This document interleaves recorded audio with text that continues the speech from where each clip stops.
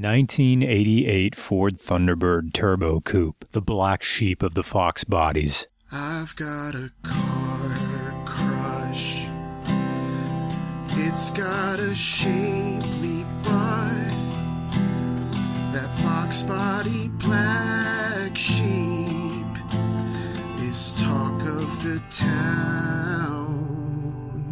So, the 1980 Thunderbird was kind of an UGMO, but then this 1988 model wouldn't have happened if it hadn't been, so I guess you could say it's a blessing in disguise. Basically, Ford President Donald Peterson asked Jack Telneck if he'd want something like this in his driveway. As Vice President of Design, Telneck had one of those come-to-Jesus moments when you realize how badly you've screwed up. In that moment, he realized he'd pretty much created an eyesore. A fuel-efficient eyesore, yes, and far more fuel-efficient than comparable personal luxury cars like the BMW 6 Series, but it was the type of thing that no one would want to buy, because it was intrinsically old-fashioned at a time when most manufacturers were trying to get away from that sort of throwback styling. The decreased sales for the 1980 Thunderbird told Peterson everything he needed to know about whether another generation of the same model would work out or not. In the redesign, the Thunderbird retained the Fox platform chassis, but the new look featured more rounded edges and smooth corners for aerodynamic purposes. The new model also severely reduced the use of chrome. Return my treasures to me, and I myself will carry you through the gates of Valhalla.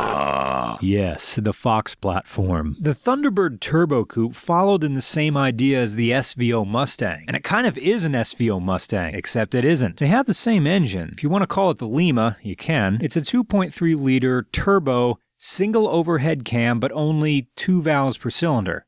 It's an 8-valve. Ford used this engine on the Thunderbird Turbo Coupe, the SVO Mustang, Mercure XR4TI, but changed it a little bit depending on which car it was in. The SVO Mustang one makes more power because it's the Mustang, and the Mustang has to be faster.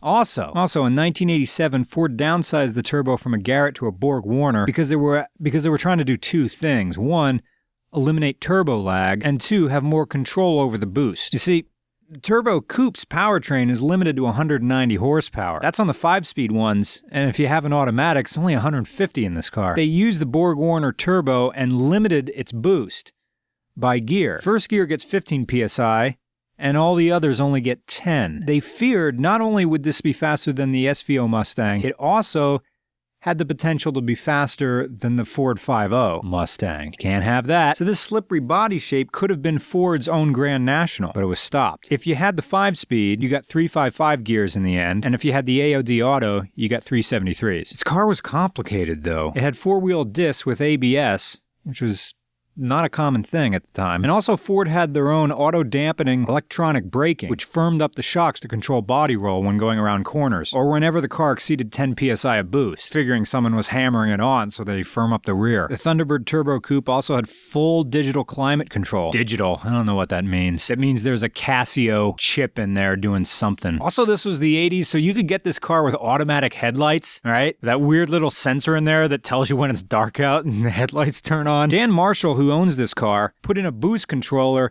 that kicked up the boost to 15 psi in all gears. He also put in a 3-inch stainless decatted downpipe out to a full stainless 2.5-inch dual exhaust, K&N X-Flow intake filter, MGW T5 short throw shifter, OEM 1993 SVT Mustang Cobra wheels, into which he put 1989 T-Bird Super Coupe center caps, so they look like they belong on the car. He fooled me. And he has a full BC Racing BR coilover kit from a 1994 SN95 Mustang and J&M caster camber plates. And it's a fun handling car. It doesn't rev that much. And you could tell Ford was having a hard time deciding where to put the Turbo Coupe in the lineup. I mean, now you can find one of these for cheap, but man, when these things came out, they were really expensive. I suppose it was supposed to go along with that weird Mercure car. Who knows? I enjoy it. I enjoy driving it. It's very, very weird. And most people who see it think it's, some weird sort of personal luxury car from the 80s. But when you're in it, man, does this thing drive nice. Granted, the stats are all over the map, depending on which version you were interested in getting in the 80s. But critics really didn't seem to care, because this was Motor Trend's Car of the Year in '87. This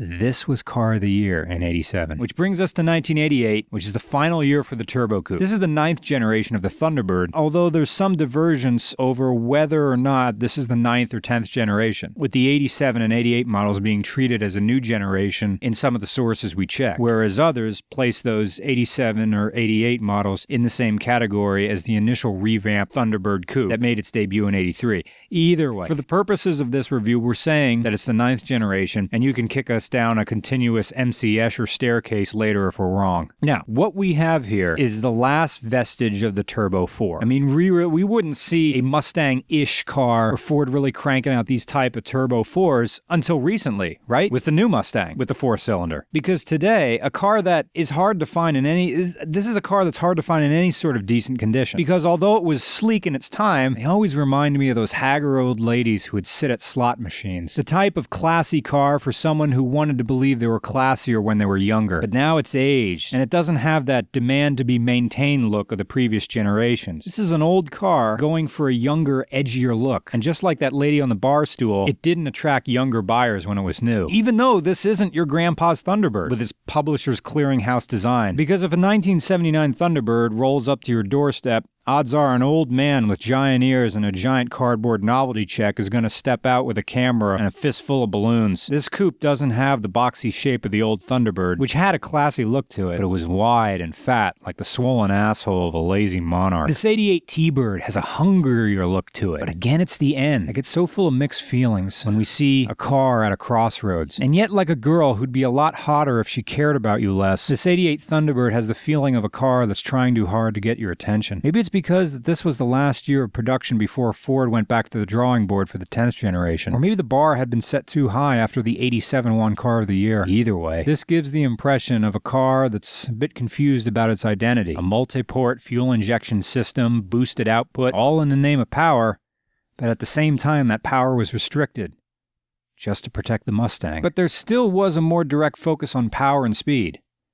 Hell, at the 1988 Winston 500, Bill Elliott took a Thunderbird on a 212-mile-per-hour run. So maybe this was always the goal for the 88 Thunderbird, to appeal to the driver's driver, the person who wanted more than a Mustang and wanted more than a Thunderbird. If anything, making it more of a driver's car didn't limit its broad appeal. The car was still successful, and they sold 147,243 units in 1988. That's all of Thunderbirds, not just the Turbo Coupe. But it's not a Mustang. The Thunderbird is always an old man's name, and it wasn't until later, with the futuristic retro design, did they finally embrace it. But here's the thing. The Thunderbird existed before the Mustang. The Thunderbird used to be the flagship performance car for Ford, not the Mustang. I look at the Thunderbird and even this magnificent Turbo Coupe, attempting to appeal to younger generations, but all it's really doing is dancing like a mom awkwardly to a hip-hop song, probably Jay-Z. The Turbo Coupe is a perfect car when your hopes are high but your expectations are low. It's a car that will probably surprise you with its versatility even today. It's got none of the snob factor of luxury performance cars of that era, and none of the high-mindedness you get with the live in the now bullshit. Like, just because I check Reddit on my phone, I don't appreciate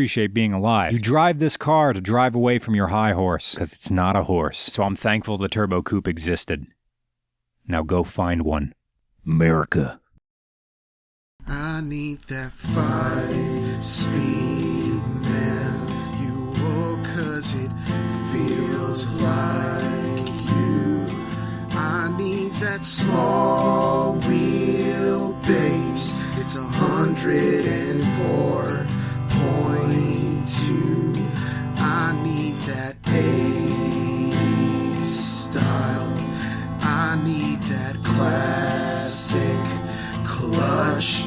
Then I could speed right past the slow Pennsylvania Dutch. I got a car